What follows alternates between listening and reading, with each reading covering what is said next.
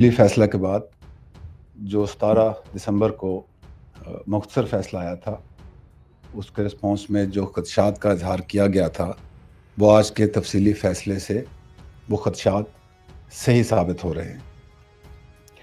आज के फैसले बिलखुसूस इसमें इस्तेमाल किए गए अल्फाज इंसानियत, मज़हब, तहज़ीब और किसी भी इक़दार से बालातर हैं। अफ़वाज पाकिस्तान एक मुनज़्ज़म अदारा है। हम मुल्की सलामती को कायम रखने और इसके दफ़ा के लिए अपनी जानें कुर्बान करने के हलफ बरदार हैं, और ऐसा हमने पिछले 20 साल में अमली तौर पर करके दिखाया है कि वो काम जो दुनिया का कोई मुल्क, दुनिया की कोई फ़ौज नहीं कर सकी, वो सिर्फ़ पाकिस्तान ने और अफ़वाज पाकिस्तान ने अपनी अवाम की सपोर्ट के साथ उसको हासिल किया।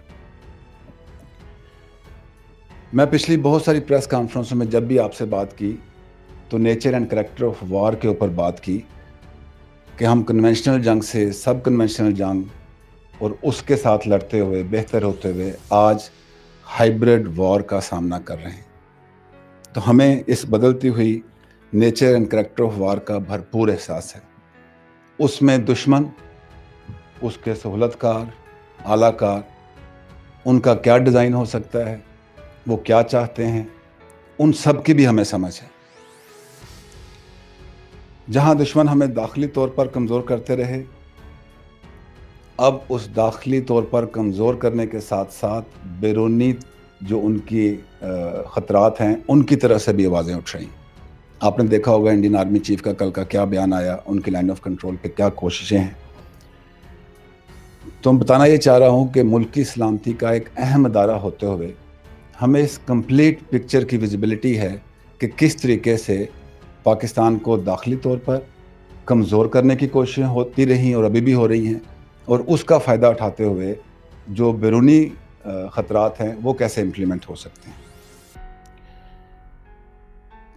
अब इन हालात में चंद लोग अंदरूनी और बैरूनी हमलों से हमें इश्ताल दिलाते हुए आपस में भी लड़ाना चाहते हैं और इस तरीके से पाकिस्तान को शिकस्त देने के ख्वाब भी देख रहे हैं। ऐसा इंशाल्लाह नहीं होगा। अगर हमें थ्रेट का पता है तो हमारा रिस्पॉन्स भी इन प्लेस है।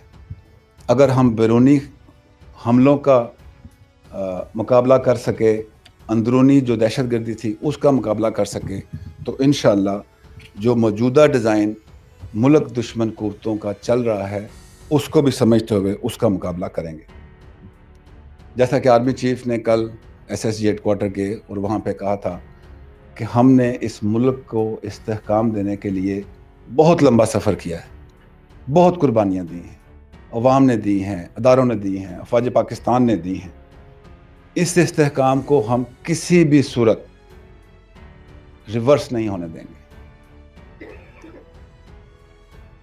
हम अपने कदम, जो बढ़ते हुए कदम हैं, इनको पीछे नहीं हटाएंगे और अंदरूनी और बैरूनी दुश्मनों को इंशाअल्लाह नाकाम करेंगे। अफ़वाज पाकिस्तान सिर्फ़ एक अदारा नहीं है, ये एक ख़ानदान है। हम अवाम की अफवाज हैं और जज्बा ईमानी के बाद अवाम की हमायत से मजबूत हैं। हम मुल्क का दफ़ा भी जानते हैं और अदारे की इज़्ज़त और वक़ार का दफ़ा भी बहुत अच्छी तरह जानते हैं। लेकिन हमारे लिए मुल्क पहले है, अदारा बाद में है। आज अगर मुल्क को अदारे की कुर्बानियों की, अदारे की परफॉर्मेंस की और हमारी यकजहती की ज़रूरत है, तो हम दुश्मन के डिज़ाइन में आके उन चीज़ों को ख़राब नहीं होने देंगे और इंशाअल्लाह हम मुल्क का भी, उसकी इज़्ज़त का भी, उसके वक़ार का भी और अदारे की इज़्ज़त और वक़ार का भी भरपूर दिफा करेंगे।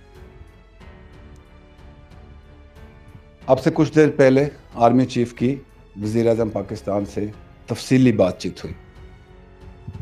इस फैसले के आने के बाद अफ़वाज पाकिस्तान के क्या जज्बात हैं, और मैं मीडिया देख रहा था, एनालिसिस देख रहा था, उससे रिफ्लेक्शन मिल रही है कि जो मुहिब्बे वतन पाकिस्तानी हैं, जो समझते हैं कि पाकिस्तान किन ख़तरात से दो चार है, उनके जज्बात को भी देखते हुए हमें इसको आगे लेके कैसे चलना है, ये आर्मी चीफ اور وزیر اعظم پاکستان کی بڑی تفصیل سے بات ہوئی ہے.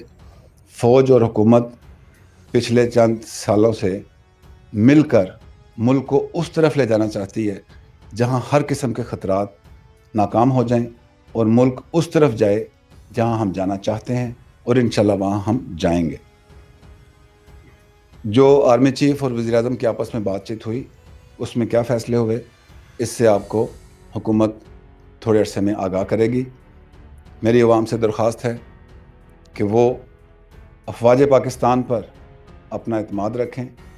ہم ملک میں کسی صورت انتشار کو پھیلنے نہیں دیں گے, لیکن ایسا کرتے ہوئے اپنے ادارے کی عزت اور وقار کو ملک کی عزت اور وقار کے ساتھ قائم رکھیں گے, اور انشاءاللہ جتنے بھی دشمن ہیں, خواہ وہ اندرونی ہیں, بیرونی ہیں, ان کے اعلی کار ہیں, سلطکار ہیں, ان کو ہم انشاءاللہ بھرپور جواب دیں گے.